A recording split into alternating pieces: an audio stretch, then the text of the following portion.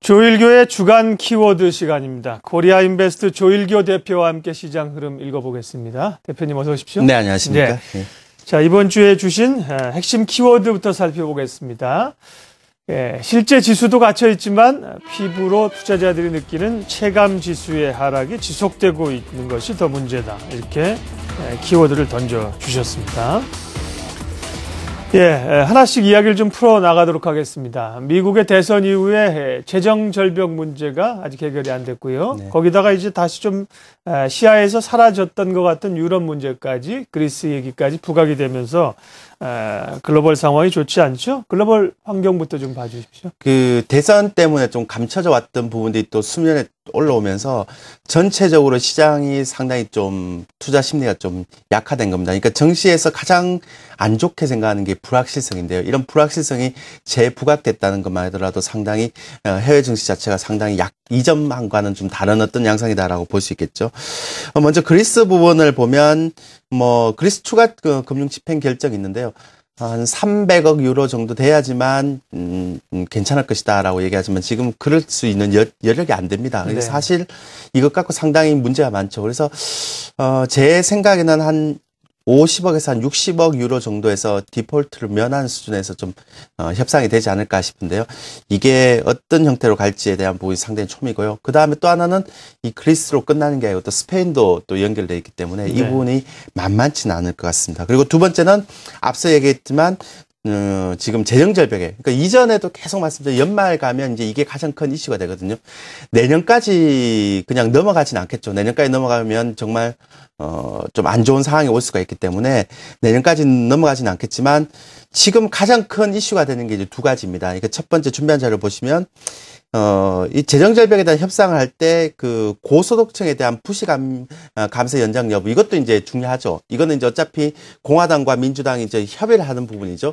세금과 관련해서 감세와 관련된 부분, 또 지출에 대한 삭감과 관련된 부분에서 협상의 여지가 있지만 지금 문제가 되는 건 자본이득세에 대한 상향 여부 아니겠습니까? 그래서 기존의 15%나 0%에서 지금 20에서 10%로 상향되거든요. 그러니까 2013년도에는 장기 투자나 단기 투자나 다 같이 지금 적용이 된다는 거죠. 그러면 예를 들어서 올해 가장 큰 수익이 냈던 종목들, 예를 들어서 애플 같은 종목들은 무조건 팔아야 되겠죠. 왜냐하면 올해 세율과 내년 세율이 틀리니까. 그러니까 네.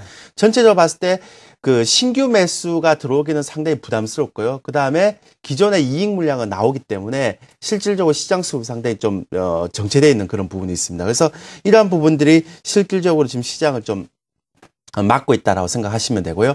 근데 이제 여기서 하나 좀 우리가 생각해야 될 거는 이제 이런 부분들이 이제 시장에 선반영이 됐기 때문에 만약에 이러한 부분이 정치적인 해결이 좀 좋게 나오게 되면 이러한 부분 다시 이제 원상복귀를 할 수 있겠지만 현재로 봐서는 조금 만만치 않습니다. 그리고 이제 마지막으로 15일 날 유로존 경제지표 발표가 있는데 특히 독일의 경제지표상으로 상당히 좀 불안하죠. 그래서 이러한 부분들이 실질적으로 좀 나올 때까지는 시장이 좀 소강 상태가 아니겠습니까? 그러니까 해외 증시 자체도 딱 막혀있는 흐름이기 때문에 이러한 부분들이 좀 아무래도 이번 주 또 지나봐야 될 것 같다라는 생각을 좀 하게 되는 겁니다. 네.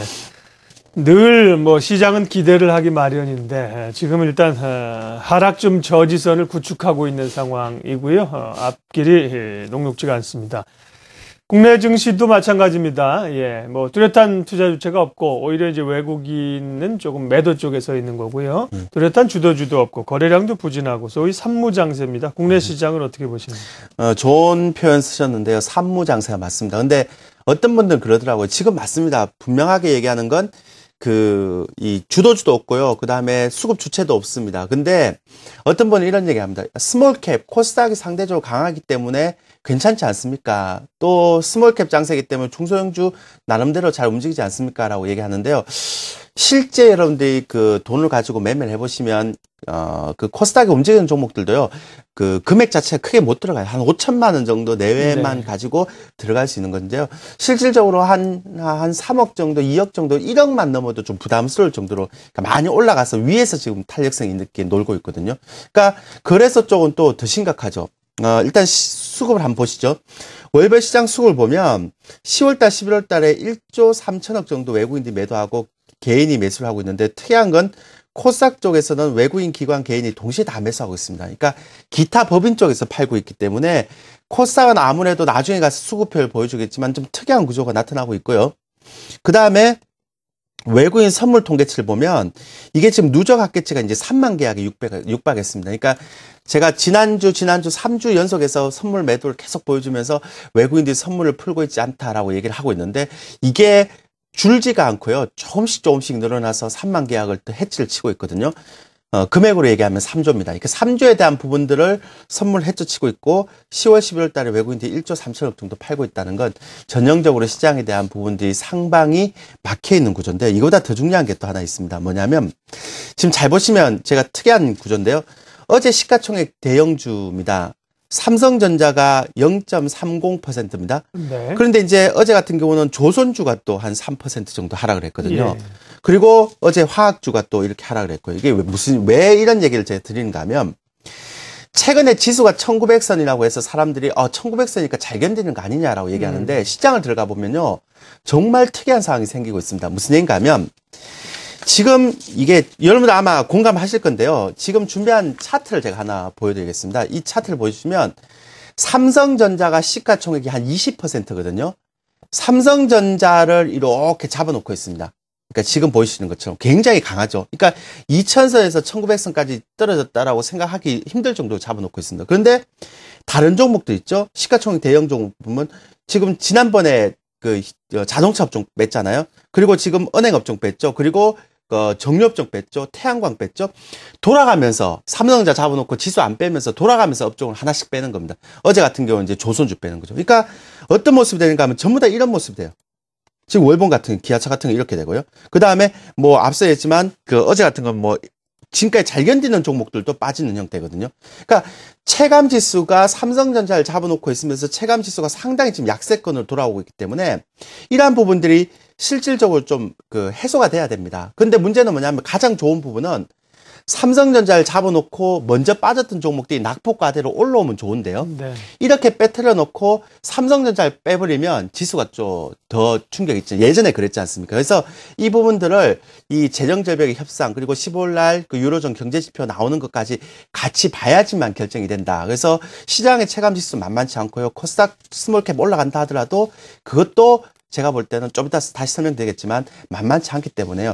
아마 제가 생각할 때는 소액이라면 모르겠지만 단타신 분들은 모르겠지만 좀 큰 돈을 가지고 매매하신 분들은 지금 장에서는 과연 수익이 날까 싶은 생각이 듭니다. 그러니까 쉬는 것도 하나의 투자가 아닐까 지난번에 이어서 또 말씀을 드립니다. 네. 말씀을 듣고 보니까 정말 그렇습니다. 저도 방송하면서 뭐 앞서 오늘 오프닝에도 얘기했습니다만 그래도 뭐 흔들렸지만 1900은 다행스럽게 지켜냈다 이렇게 말씀드렸지만 뭐 1900을 지켜냈다는 게 의미 자체로 시장의 내용들을 들여다보면 그것보다 시장의 체감 지수는 더 아래쪽에 내려와 있다는 거죠.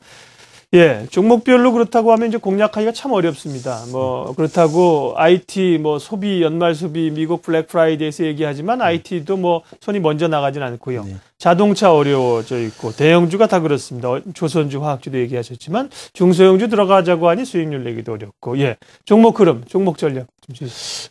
그래서 이제 대안은 경기 방어주하고 중소형주 코스닥이 이제 상대적으로 강하잖아요. 네. 그래서 코스닥을 좀 하면 되지 않을까 싶은 생각을 해서 많이 얘기하는데 저도 물론 예전에 많이 얘기를 했는데요. 최근에 코스닥 보면 거래량 없이 올라가는 게 굉장히 많습니다. 몇몇 종목 빼놓고요. 그러니까 올라가도 너무 많이 올라갔고요. 뭐 개그 콘서트에 나오는 것처럼 너무 많이 올라갔습니다. 그래서 이게 좀 부담스럽고요. 또 하나는 지금 수급 안 보세요. 이게요. 코스닥 수급을 보면 예전에는 안 그랬는데요. 요즘은 기관이 사는 종목들도 올라가지만 개인이 사는 종목도 올라가거든요. 그러니까 이게 두 가지 형태를 볼 수 있죠. 거래량이 없다 보니까 일부 그 큰손들 어떤 그 스마트머니의 어떤 그런 흐름들 수익률 관리 차원에서도 있지만 자무사 쪽도 사실은 대형 쪽 엄체 지금 수익이 안 나기 때문에 네. 이쪽에서 그 수익률 관리 차원에서 들어가고 있다는 거죠. 문제는 뭐냐면 이런 종목들이 너무 많이 올라갔어요. 그러니까 너무 많이 올라갔는데 그게 거래량이 쏠리면서 올라가면 우리가 따라가서라도 매매를 할 수 있는데 거래량이 없기 때문에 상당히 부담스럽거든요. 그래서 이러한 부분들에 대해서 몇몇 코스닥 종목들은 상당히 오버슈팅을 했다라고 생각할 정도로 상당히 좀 오버슈팅 한 것 같고요. 그러면 대표님, 새로운 중량주, 이제 시작하는 중량주 걸 찾으면 되지 않겠습니까? 라고 생각하는데, 아직은 새롭게 시작하는 중량주가 아니라, 가는 종목이 계속 가는 종목 차별화 심화가 되고 있거든요. 그래서 선뜻 잡아내기가 힘들다는 겁니다.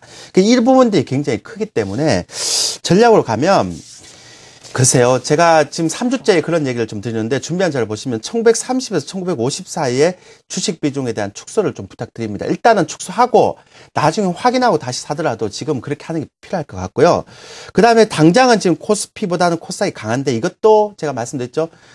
시가총액 대형주 약세로 인해서 중소형주가 강세로 지속되고 있지만 시세의 연속성이 좀 부재합니다. 그러니까 예전에처럼 7, 8, 9월처럼 스몰캡이 계속 가는 장세가 아니기 때문에 하더라도 목표 수익률을 좀 짧게 설정을 했으면 좋겠습니다. 그리고 주식 50%, 현금 50%인데요. 여기까지는 제가 공식적인 멘트고요.